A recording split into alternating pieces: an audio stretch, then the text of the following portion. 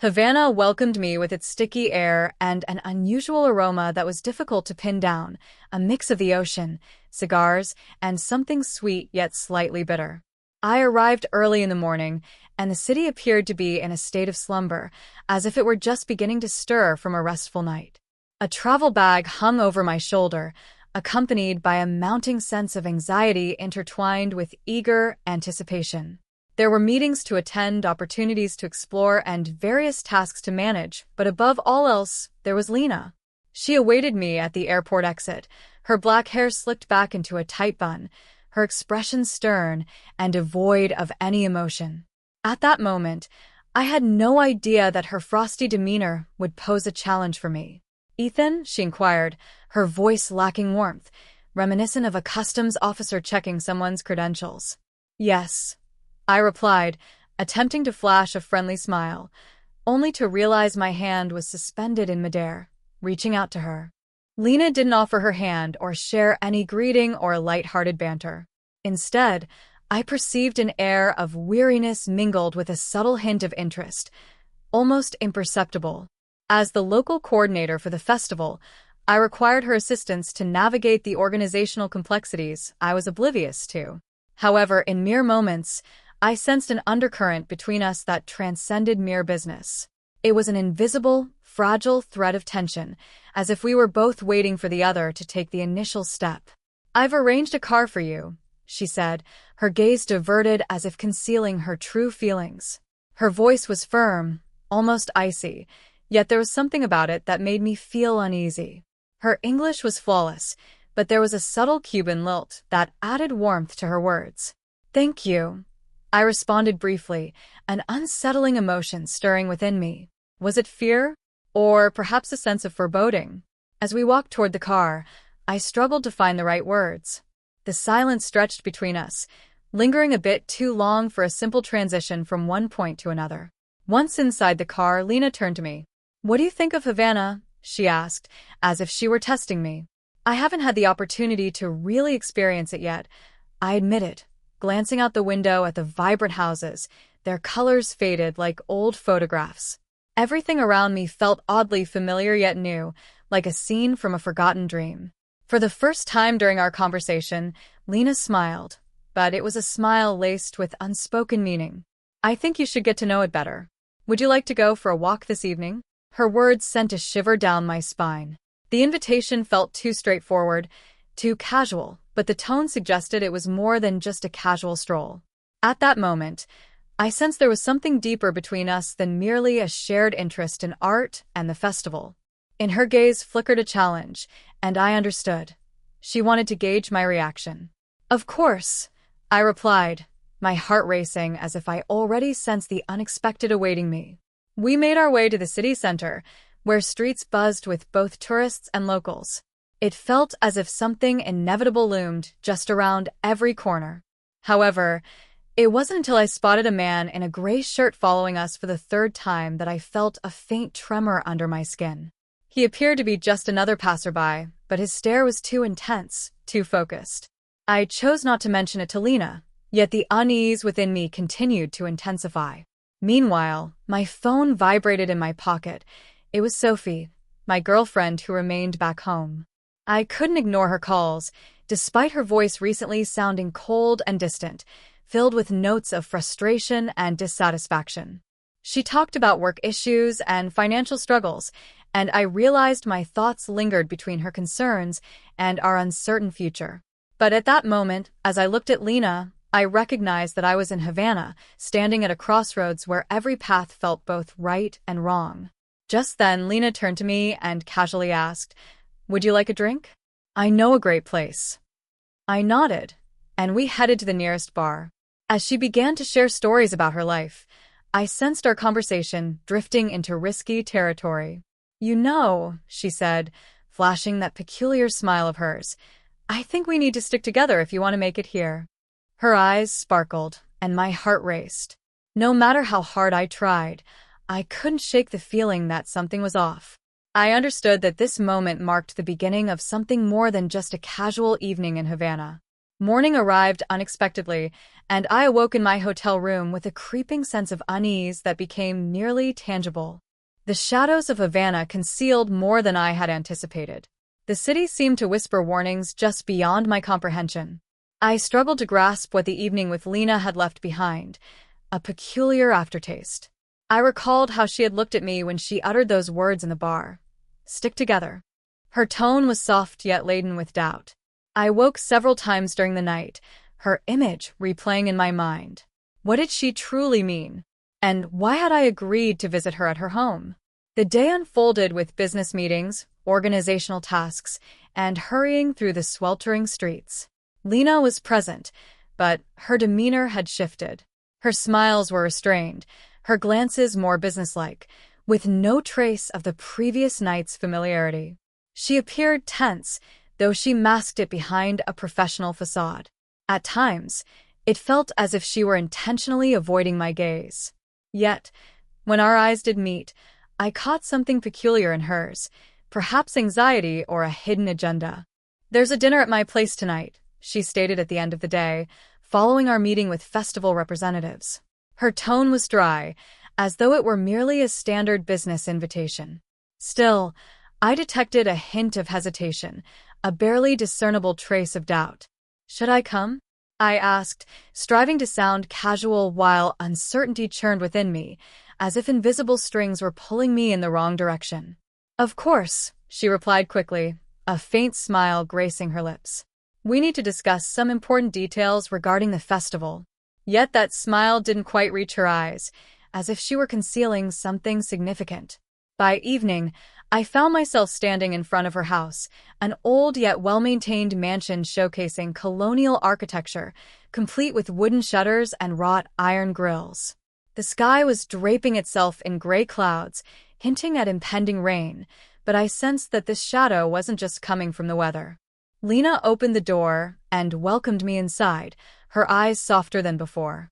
As if she were in her own space, she allowed herself to relax a bit. Her evening dress accentuated her slim figure, and I couldn't help but notice the slight tremor in her hands when she handed me a glass of wine.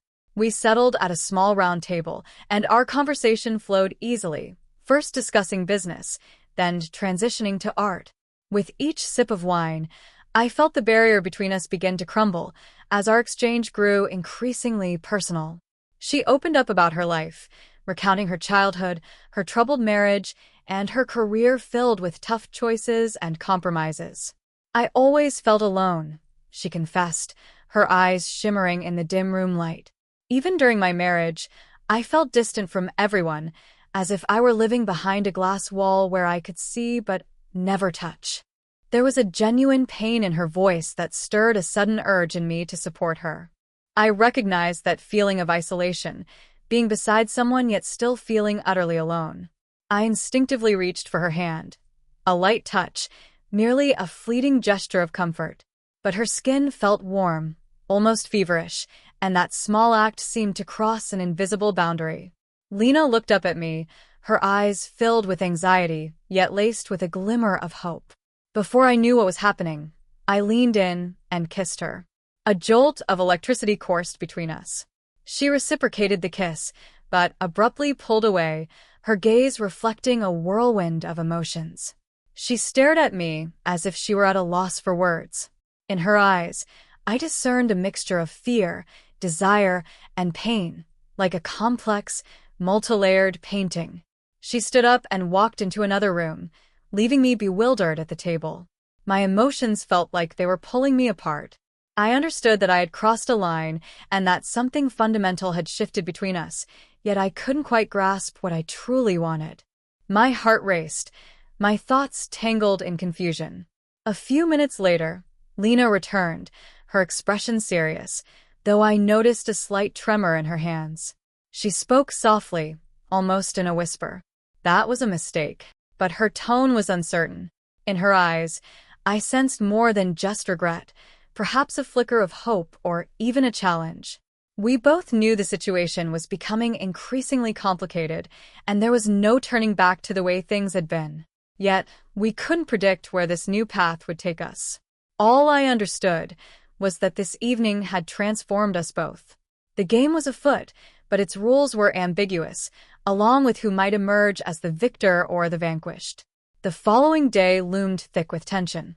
Morning arrived slowly, weighed down by the same anxiety that had haunted me since my arrival in Havana. Everything around felt oddly sluggish, as if the very air had thickened and the sunlight bore down heavier. Lena and I met again at a business meeting with festival representatives. The room was saturated with the aroma of coffee and tobacco, but there was an undercurrent in the air, something intangible, as if something significant simmered just below the surface.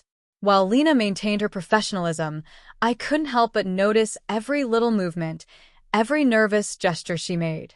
She avoided making eye contact with me, her responses sharp and almost clipped. The tension between us was building, like an invisible spring ready to snap. Once the meeting concluded, I resolved to confront the situation.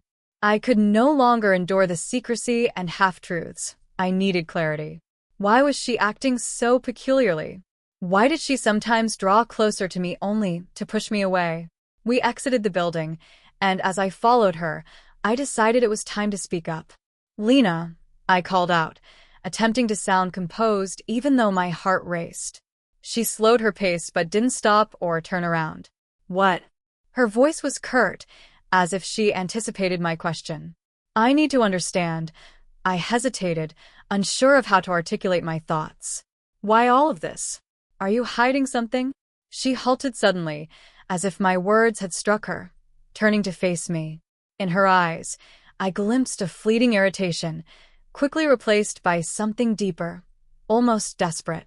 "What exactly do you want to understand, Ethan?" she asked, lifting her chin defiantly. "Do you think I'm toying with you? That I have some sort of scheme?" Her words struck me deeply. She spoke with intensity, yet I sensed a quiver in her voice. "I don't know what to think," I admitted. "You're acting so strangely. Yesterday, that kiss." She stepped closer, her expression turning serious. "I didn't intend for it to happen that way," she said softly. "But now it doesn't matter, does it?" Her words hung in the air, and I suddenly realized that something she was concealing was reflected in her eyes. "Tell me the truth, Lena," I insisted. "Why did you invite me here? What are these games about?" She sighed, her shoulders drooping as if burdened by her internal conflict. "You don't understand, Ethan." Her voice was softer than before. "It's much more complicated than you realize." I felt something within me twist tightly. "Then explain it to me," I urged, striving to remain calm while turmoil churned inside. "Help me make sense of this."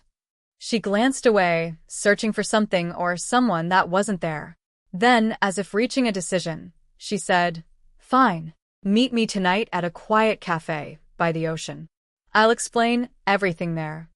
The cafe by the ocean was serene, with the soft sound of waves lapping against the rocks. We sat at a corner table, and I waited for Lena to begin speaking. The tension between us felt palpable again, as though an invisible barrier was rising between us. She remained silent for what felt like an eternity, fiddling with the edge of a napkin until she finally spoke. "You're right," she said, her voice barely above a whisper. "I was playing with you.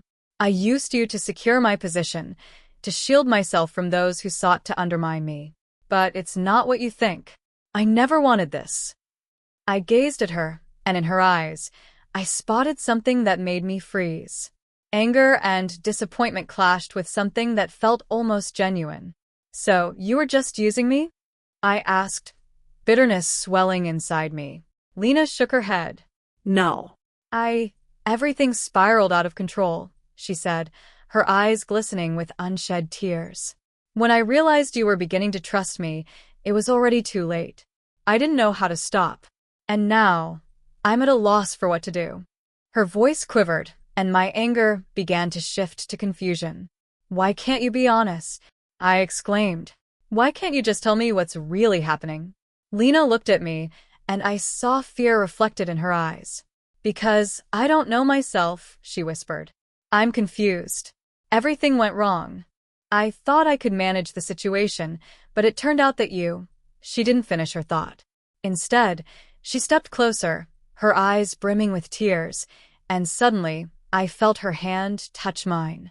Her fingers gently tightened around mine, and that touch was so tangible that all my swirling thoughts dissipated. At some point, I couldn't hold back any longer. I stepped forward and kissed her again. This kiss felt different. When we broke apart, her eyes were glistening with tears. "I can't," she whispered, but I couldn't decipher what she meant. Couldn't she trust me? Was she ready to abandon her game? I stood there in silence, unsure of what to say.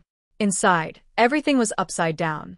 I was at a loss for my next move, but one thing was clear. Our connection was genuine, no matter how perilous and convoluted it might be. Lena stepped back and left, leaving me alone amidst the crashing waves. I watched her retreating figure, realizing that our relationship had grown even more complex.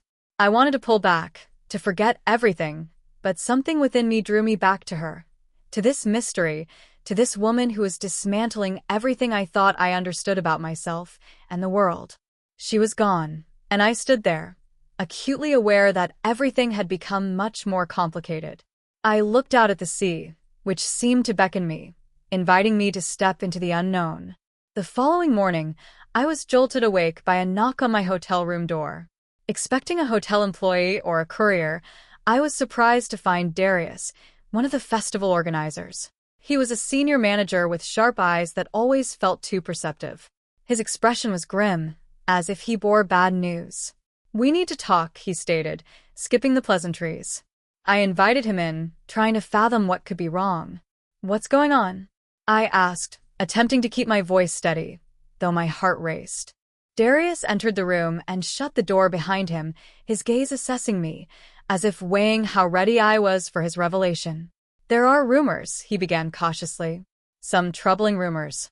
It seems there have been changes in the festival leadership. Someone is trying to oust you, using anything they can to tarnish your reputation." A chill raced down my spine. My first thought was of Lena. Could she be behind this? But I also recognized that others might be involved. Havana, it turned out, was a city teeming with hidden agendas and interests. "Who's behind this?" I asked, feeling the tension mount within me. Darius hesitated, gathering his thoughts. "It appears to be an initiative from Javier Moreno," he finally answered. "Your presence here annoys him, and interestingly, Lena seems to be linked to him in some way." Those words struck me like a bolt of lightning. Javier Moreno, Lena's ex-husband. He was a formidable figure in the local art scene, and I knew his connections could be far more dangerous than I had anticipated. Why hadn't Lena mentioned him? Why had she allowed me to be dragged into this mess? "What should I do now?" I asked, more to fill the silence than in hope of receiving a useful response. "I advise you to steer clear of anyone associated with Javier," Darius said. "And be cautious with Lena. I'm not certain whose side she's on." With that, Darius left, leaving me alone with my tumultuous thoughts. Anger and confusion churned inside me. I needed to confront Lena and unravel this mess. It couldn't be a coincidence that she appeared in my life just as these troubles began. We met in a park where the shadows of trees concealed us from passing onlookers. Lena stood by a fountain, gazing at the water as if trying to discern something in its depths. She looked weary, yet still beautiful, her face mirroring the internal struggle I felt within myself. I approached her and spoke sharply, without preamble. "Do you know about Javier?" She lifted her head, her eyes narrowing. "What do you mean?" "I know he's trying to remove me from my position," I replied, my anger flaring. "Are you in league with him? Is this all part of your game?" She shook her head, her face paling. "No, Ethan, I didn't know." "I've been trying to keep my distance from him since we broke up. He was always controlling. He knew how to manipulate people. But I swear I had no idea he would go this far." Her voice sounded earnest, but I couldn't shake my doubts. "And yet you decided to use me to shield yourself?" I pressed, my voice sharp. "Yes," she admitted quietly, as if surrendering. "But not in the way you think. I thought I could stop him, that together we could confront this. I didn't realize it would escalate like this." Her words seemed plausible, yet I sensed there was more beneath the surface. "Why didn't you tell me? Why didn't you warn me?" My tone was harsh. Because I was afraid, she replied, desperation evident in her voice. Afraid you would leave? Afraid he'd find another way to hurt me. Her words struck a chord, but rather than calming me, my anger bubbled even higher. I'm not a pawn in this game, Lena. I won't be your shield against Javier. She took a step back, tears welling in her eyes, yet she held her composure. I understand, she whispered, but I also didn't want to be a pawn in his game. That's when it hit me. I couldn't simply walk away. I needed to uncover the truth, but not from her. I needed to confront Javier himself. I resolved to conduct my own investigation to get to the bottom of what was really going on. I'll handle this, I said coldly, but understand one thing. If I discover you've lied to me, it will be the end. She nodded, her expression serious, and I sensed she recognized that more was at stake than just her own safety. We stood in the park, enveloped by silence and shadows, each of us aware that a moment of truth was drawing near. My investigation proved to be more complex than I had anticipated. I started asking people who had crossed paths with Javier, anyone who mentioned his name, and who he was connected to. Each inquiry raised new questions. I soon realized that Javier was not merely an influential figure. He was adept at manipulating people and situations, leaving a trail of intrigue in his wake. Every new piece of information indicated that Lena was far more entangled in this web than she cared to admit.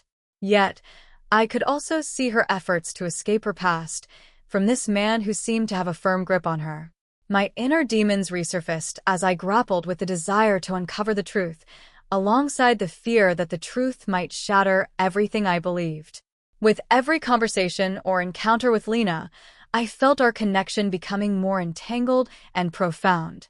It was nearly impossible to discern what aspects of our relationship were genuine and what were mere manipulation. However, one thing was certain. I couldn't just walk away.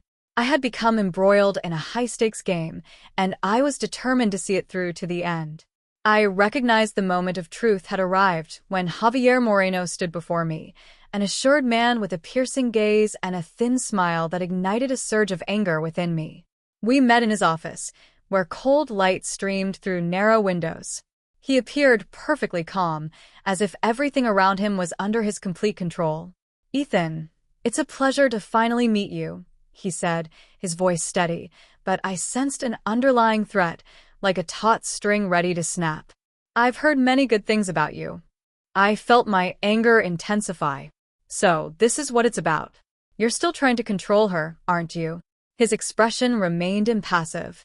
Lena has always been a valuable asset, he replied quietly, as if discussing a collectible. But she makes mistakes, and one of those is you. I couldn't hold back any longer. I'm not afraid of you, Javier. I blurted out, my voice echoing in the empty room. Javier slowly stood up and moved closer, his eyes sharpening like cold steel blades. I stared back at him, striving to mask my fear. I'll do whatever it takes to uncover the truth. And if that means exposing you, I will. He smiled, but there was nothing warm about it. I left his office, seething with rage, but fueled by a clear purpose. Everything had fallen into place. Javier had exploited everyone and everything to maintain his power, and Lena had found herself ensnared in the chaos. Yet, I still couldn't grasp where her true loyalties lay. I knew I needed to talk to her to untangle the whole mess. Lena met me at a small cafe on the outskirts of Havana, a place that was always quiet. She looked exhausted, her eyes filled with fatigue and fear. I sat down across from her and got straight to the point. I met with Javier, I said without delay. He's threatening both of us, and I need to know what you truly want. She remained silent for what felt like an eternity, her gaze drifting into the distance. Finally, she spoke, her voice barely above a whisper. I wanted to escape him, Ethan. I wanted to leave everything behind, but I couldn't. Javier always knew how to exploit my weaknesses. When you came into my life, I thought I had a chance to start anew.